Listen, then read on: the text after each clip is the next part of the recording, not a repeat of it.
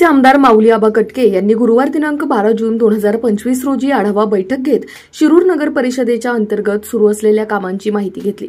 तसेच काही नवीन कामे सुरू करण्यासाठी आश्वासन दिले। यावेळी तहसीलदार बाळासाहेब मस्के, नगर परिषदेचे मुख्याधिकारी प्रीतम पाटील, तालुका कृषी अधिकारी सुवर्णा आधक, राष्ट्रवादीचे तालुकाध्यक्ष रवी बापू काळे, भाजपचे तालुकाध्यक्ष राहुलदादा पाचरणे, पैलवान मंगलदास बांदल, शशिकांत दसगुडे, महेश ढमढेरे, शरद कालेवार, दादा पाटील घावटे आदी मान्यवर तसेच शिरूर नगर परिषदेचे सर्व अधिकारी, कर्मचारी व अनेक कार्यकर्ते उपस्थित होते। त्याच आढावा बैठकीचा प्रत्यक्ष आढावा घेतलाय आमचे विभागीय संपादक रवींद्र खुडे यांनी। पाहूया।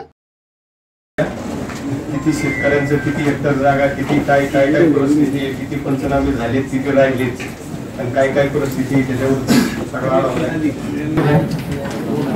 विषय आमदार महोदयांनी सांगितल्याप्रमाणे आजच्या बैठकीस उपस्थित आपल्या शिरूर विधानसभा साहेब तसेच उपस्थित सर्व नागरिक, आपण आज जे आमचा जो विषय आहे याच्यामध्ये आमदार साहेबांनी सांगितल्यानुसार आपल्या तालुक्यामध्ये जे मे महिन्यामध्ये जो पाऊस झाला, आपण नेहमी पाहतो पावसाचा कालावधी हा जून ते सप्टेंबर असतो, पण मे मध्ये आपल्याकडे आपण त्याला अवकाळी पाऊस म्हणतो। असा जो अवेळी पाऊस झालेला आहे त्याच्यामध्ये तो मोठ्या प्रमाणात झाल्यामुळे आपल्या तालुक्यामध्ये काही पिकांचे नुकसान झाले आहे। आपल्याकडे जवळपास 79 गावांमध्ये, तालुक्यामध्ये जे आपले 105 गाव आहेत त्याच्यामध्ये 79 गावांमध्ये जवळपास 1150 शेतकरी आहेत।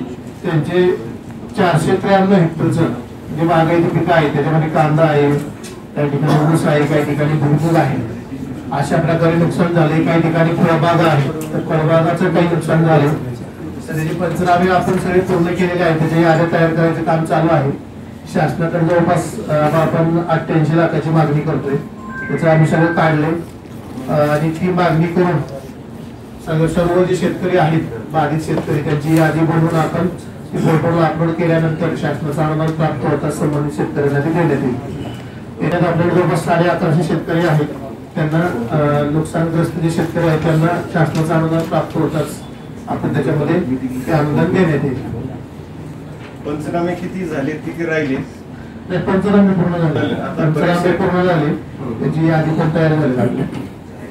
आता बऱ्याचशा ठिकाणी असं आहे की अजूनही शेतकऱ्यांच्या शेतीमध्ये बरंच पाणी साचलेले आहे, तर ते पाणी काढून द्यायची व्यवस्था एक आपल्याला त्या ठिकाणी करावी लागेल की तिथे बरंच जोपर्यंत पाणी काढून जायचे रस्त्यांचे थोडेसे विषय आहेत, ते त्वरित मार्गी तेवढं मानवत असतील आणि काही ठिकाणी बऱ्याचशा शेतकऱ्यांना नाही ना तो ते काम चालूच आहे, परंतु बऱ्याचशा शेतकऱ्यांची आता परिस्थिती अशी आहे की पिकं काढायला आलेली आहे परंतु जायला रस्ता नाही, अडवणूक केलेली, रस्तेच फोडलेले, तर अशा ठिकाणी पण लवकरात लवकर निर्णय घेऊन त्या शेतकऱ्याला न्याय देण्याची भूमिका घ्यावा लवकरात लवकर। आणि जे पंचनामे काही राहिलेले असतील 100% झाले तर चला ठीक आहे, चांगलंच आहे, परंतु जे काही शेतकरी परंतु ज्यांचं नुकसान झाले किंवा काय ते आपल्यामध्ये याच्यामध्ये बसत नाहीये किंवा काही नाही, अशाही शेतकऱ्यांना आपल्याला कशी मदत करता येईल आणि त्यांना लवकरात लवकर कसा मोबदला देता येईल याच्यावरती पण आपल्याला त्या ठिकाणी काम शासनाच्या माध्यमातून करावं लागेल।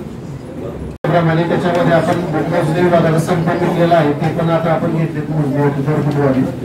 आणि सोमवारी आपण मांडोगण फडणवीस साहेबांनी सांगितल्याप्रमाणे शासन आपल्याकडे आणि लोकशाही दिनाचा कार्यक्रम त्या ठिकाणी ठेवत आहे। राव साहेब, या ठिकाणी आपण जे पानंद रस्ते आणि जे शेतकऱ्यांना बांधेवरचे रस्त्याचा जो शासनाचा नियम आहे त्यामध्ये आपण 2 वेळा कार्यक्रम शिरूरमध्ये घेतला, मी स्वतः होतो आणि त्या ठिकाणी अजूनही त्याच्यावरती पाहिजे असं काम होत नाही, त्या ठिकाणी ते राहिलंय।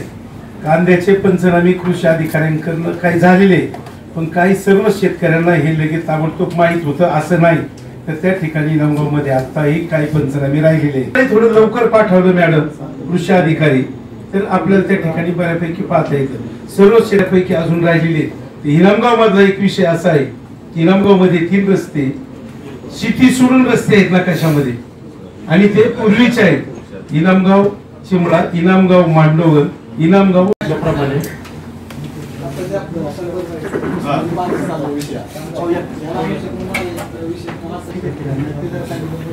नाही आता आपल्याकडे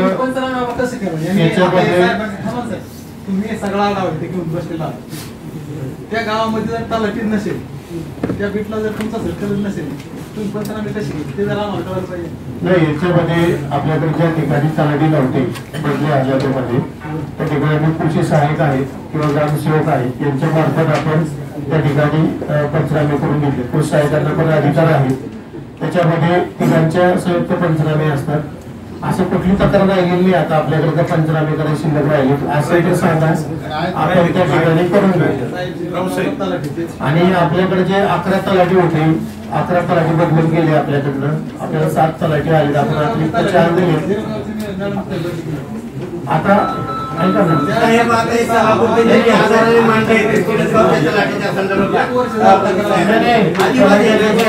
शिरसगावचे तलाठी जे आहे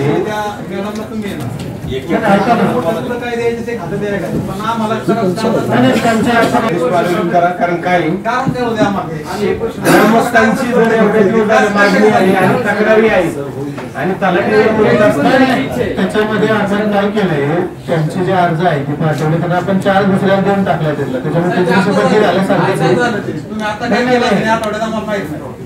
ती गेली तर बदलून गेले ना, त्या तिचा अर्ज बदलीत असतो ना, 2 महिने ती गेली की रजेवर पण झाली. एवढ्या प्रेमाच्या माणसात तुम्ही तिथं कलेक्टर ऑफिसला चांगलं खातं द्या, तिथं बसू द्या, आम्हाला काय अधिकार आहे तो वरिष्ठ स्तरावर असल्यामुळे आपल्याला